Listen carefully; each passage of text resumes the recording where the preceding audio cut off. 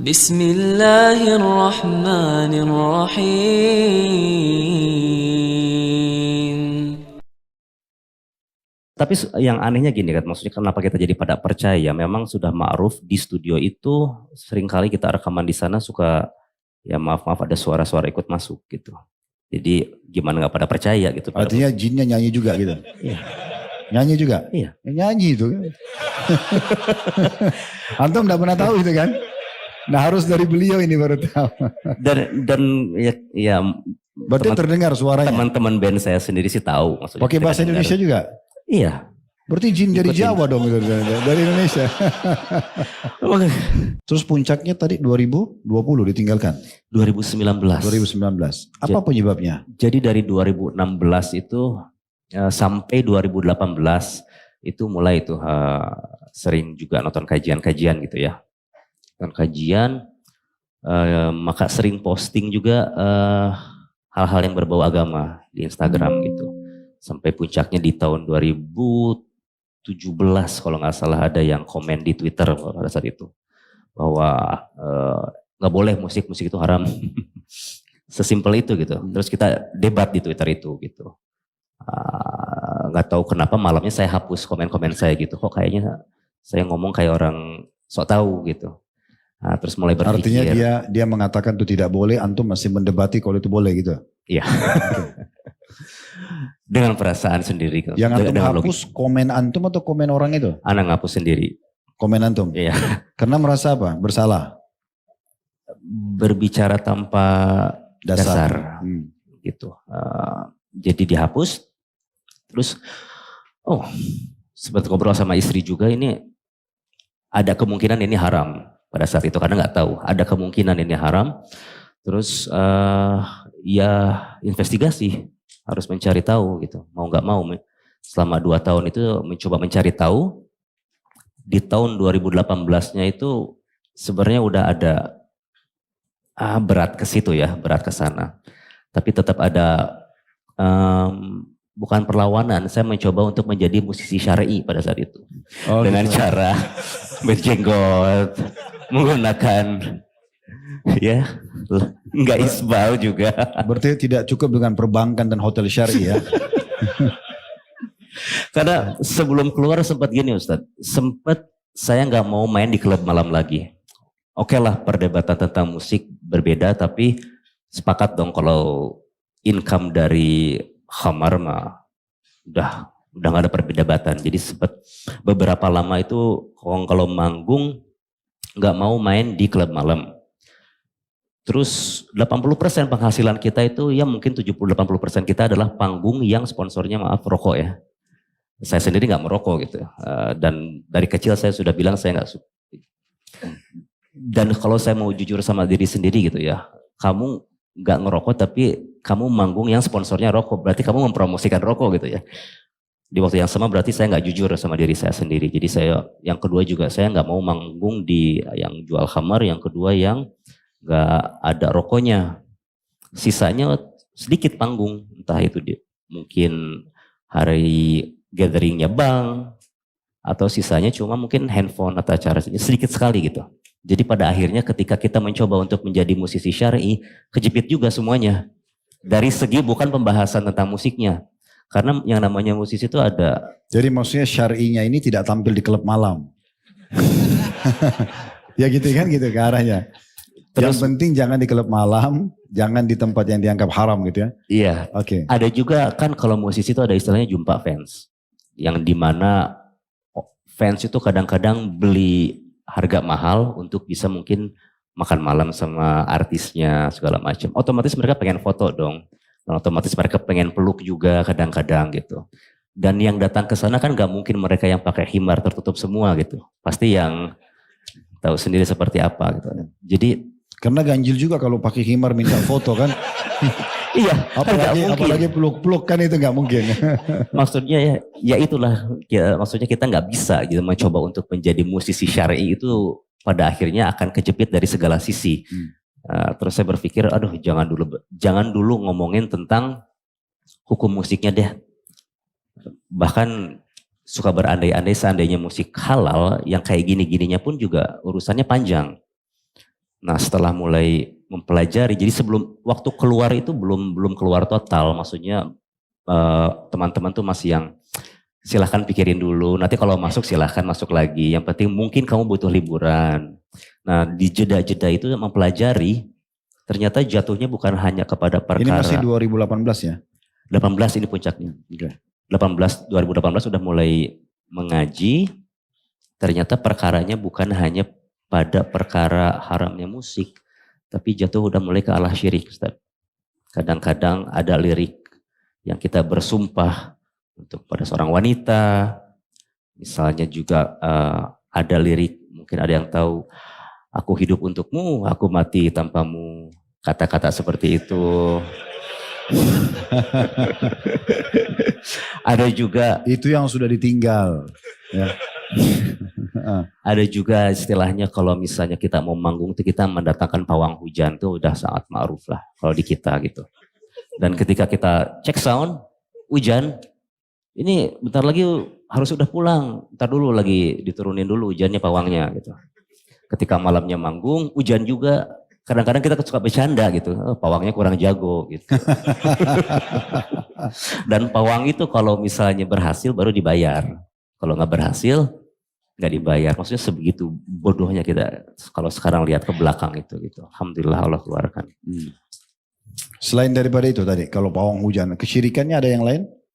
Pakai jimat misalnya, atau ada peramal untuk mendebak ini acara sukses atau tidak gitu. Ada juga ke sana nggak? Ada.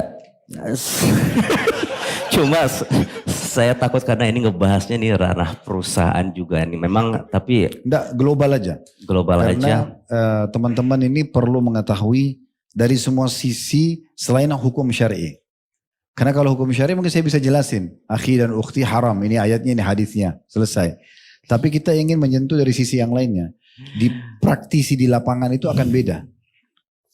Bisa menyampaikan sesuatu secara global. Tidak harus menyebutkan nama perusahaan, tidak harus menyebutkan merek, brand. Tidak ada. Kita cuma menyebutkan, oh ternyata kayak tadi. Itu ada kadang-kadang masuk ke ranah syirik sampai pakai pawang hujan. Itu kan satu poin yang mungkin tidak semua orang tahu poin itu. Mungkin orang pikir ya sudah cuma tampil saja gitu. Itu contohnya. Jadi tidak asing karena gini, dalam teori agama semua amal soleh itu punya saudara-saudara. Contoh orang sholat 5 waktu itu sangat dekat dengan zikir, doa, baca Quran, teman-teman soleh, majelis ilmu itu kayak paket gitu. Nah sebagaimana juga orang kalau di diskotik, musik itu dekat sekali dengan khamr, perempuan, itu kayak satu paket gitu. Makanya Urwa bin Zubair rahimahullah seorang ulama tabi'in pernah berkata, kalau kamu melihat satu kebaikan amal soleh dari seseorang, bersangka baiklah dengan dia. Karena amal solehnya itu punya saudara-saudara. Kalau sekali kita lihat orang itu ke masjid sholat, kita harus sangka baik. Berarti orang ini aja saja amal soleh yang lainnya pasti. Mungkin dia baca kitab di rumahnya, mungkin dia hadir majelis ilmu, mungkin dia dakwahi keluarganya, mungkin dia pendapatannya halal, mungkin dia bakti sama orang tuanya. Itu satu paket. Sebagaimana kalau kamu lihat seseorang melakukan perbuatan dosa, ketahuilah dia pasti punya saudara-saudara. Artinya itu pasti akan ada rentetannya. Itu kayak sudah pasti. Orang kalau sudah umumnya ya, bermain musik ya tadi, itu sudah tidak asing. Kita tentu bilang masalah klub malam, kemudian pasti akan ada perempuan yang tidak berhijab, kemudian akan ada khamar, akan ada narkotika, akan ada segala macam. Tapi sisi syirik ini saya pun baru dengar nih, kalau pakai pawang hujan gitu kan contohnya. Tadi juga ada jimat ya.